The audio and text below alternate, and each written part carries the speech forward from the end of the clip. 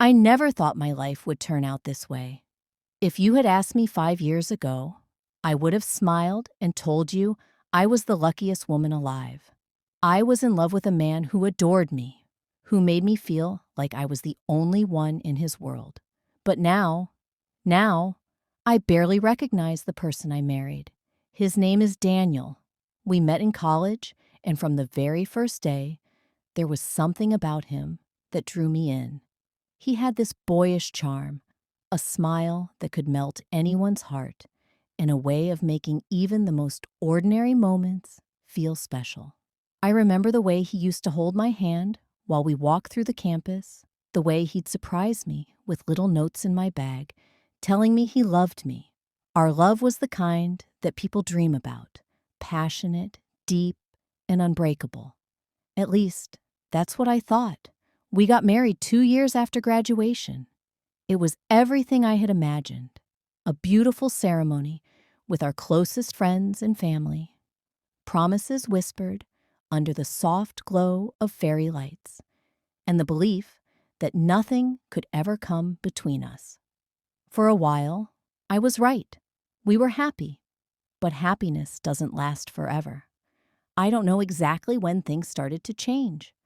Maybe it was the stress from his job, or maybe it was something else entirely.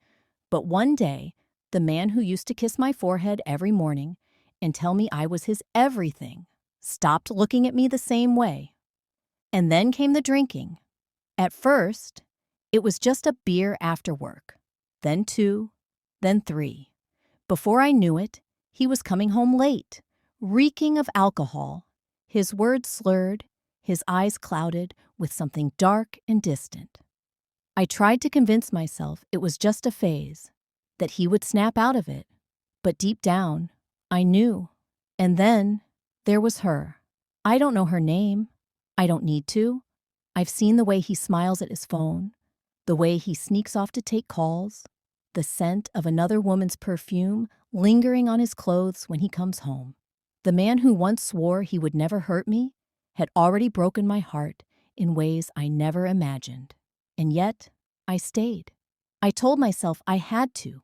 I told myself I could fix him. I told myself that maybe, just maybe, he still loved me. Then one night, everything changed. I was already in bed when I heard him stumble through the front door. The sound of glass shattering in the kitchen made me sit up, my heart pounding. I knew what was coming. I had seen this side of him before. The anger, the frustration, the way he looked at me like I was the reason for all his problems. And that night, for the first time, I wasn't just afraid for myself. I was afraid for the tiny life growing inside me. I placed my hand on my stomach, my heart aching for the child who hadn't even been born yet. And in that moment, I made my decision. I was leaving. This wasn't love anymore. It hadn't been for a long time. I had to save myself. I had to save my baby, even if it broke me. The next morning, I woke up before the sun had even risen. My body ached from the bruises he had left the night before, but the pain in my chest was far worse. I lay there for a moment, staring at the ceiling, feeling the weight of everything crashing down on me. I wasn't just thinking about leaving anymore. I was going to do it. For months, I had pushed the thought away, convincing myself that maybe things would get better. Maybe he would wake up one day and realize what he was doing to me. Maybe he would remember the way he used to love me. But I knew now there was no going back. I turned onto my side, placing a gentle hand on my stomach. "I promise you," I whispered, my voice breaking, "I won't let him hurt you." My decision was made, but leaving wasn't going to be easy. Daniel wasn't just cruel when he was drunk. He was controlling. He had cut me off from my friends, made me feel guilty for even thinking about spending time away from him. He had access to our bank accounts, knew my every move, and always made sure I felt like I had nowhere else to go. But he was wrong. I still had me. The first step was planning. I waited until he left for work, hung over, barely saying a word to me, before I grabbed my phone and dialed the only person I knew I could trust. Amy, I need your help. Amy had been my best friend since high school. She was the one person who had never judged me, who had always been there, even when I pushed her away. She had tried to warn me about Daniel before, but I hadn't listened. Now, I wished I had. Sarah? Her voice was filled with concern. Are you okay? No, I admitted. I'm not. There was silence on the other end, and then, tell me what you need. I swallowed the lump in my throat. I need to get out. That evening, I packed a small bag, just the essentials. A few clothes, my prenatal vitamins, some cash I had managed to save in secret. I left my wedding ring on the nightstand. It felt like a symbol of everything I had lost. I didn't cry. I had already shed enough tears for a love that no longer existed. When Daniel came home that night, he was in a good mood, laughing at something on his phone, probably another message from her. He barely looked at me. Good. That meant he wouldn't suspect a thing. I forced a smile, pretended everything was normal. But inside, my heart was racing. Because tomorrow, when he left for work, I was leaving for good. The next morning, I woke up early, the sun just beginning to creep through the curtains. Daniel was still asleep, his snoring the only sound in the room. I took one last look at him, lying there, unaware of what was coming. The man who had once been my everything, now reduced to a stranger I was walking away from.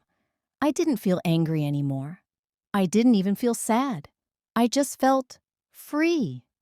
I quietly slipped out of bed and grabbed my bag. My heart beat loudly in my chest, but I moved with calm precision. I wrote a note and placed it on the kitchen counter, not bothering to explain myself. I knew he wouldn't care to read it anyway. I'm leaving. Don't try to find me. I'm doing this for both of us. With one last glance at the house that had once been my home, I walked out the door. I didn't look back. Amy was already waiting for me. She had packed her car with everything I might need, a place to stay, a fresh start. I wasn't going to let myself be defined by the broken pieces of my past. As we drove away, the city slowly faded behind us, replaced by open roads and endless possibilities. I had no idea what the future would hold, but I knew one thing for sure. I was going to be okay. Days turned into weeks. I found a small apartment in the city. It wasn't much, but it was mine. I decorated the place with soft colors, flowers on the windowsill, and a little nursery for the baby. Every morning, I would wake up, take a deep breath, and remind myself that I had made the right choice. I went to doctor appointments, had conversations with Amy about what my life would look like now, and slowly began to heal. There were moments when I missed the love I had once shared with Daniel, but those moments grew fewer and farther between. And then, one afternoon, I received a call. It was from Daniel. My heart skipped a beat, but I didn't answer. I had already made peace with the fact that he wasn't the man I thought he was. That man, the one who made promises and whispered sweet words to me in the dark, was gone. Instead, I blocked his number and moved forward. Months passed, and my pregnancy grew closer to the end. I couldn't wait to meet the little one who had kept me going through everything. Amy was there, every step of the way, my rock, my strength, the one person who had never given up on me. One evening, I sat on the couch, hand on my belly, listening to the soft sound of the baby kicking. I smiled, tears welling in my eyes. I'll give you everything I never had, I whispered. I'll love you more than you could ever imagine. That night, I finally allowed myself to feel peace. The future was uncertain, but for the first time in a long time, I wasn't afraid. I was free. The next day, my phone rang again. I stared at it for a moment, hesitant. But this time, I picked up. It was Daniel's voice on the other end, quieter this time. Sarah, I don't expect you to forgive me.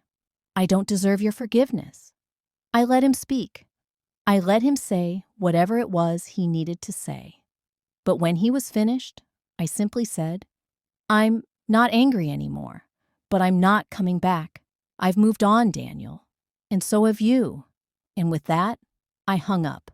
The months that followed were filled with new beginnings. I gave birth to a healthy baby girl, and the moment I held her in my arms, I knew everything I had gone through was worth it. As I watched her grow, I realized something important. Sometimes, the hardest choices are the ones that lead to the most beautiful outcomes. I wasn't just surviving anymore. I was thriving, and my story was no longer defined by the man I once loved, but by the woman I had become. If you enjoyed this story, don't forget to like, comment, and subscribe for more.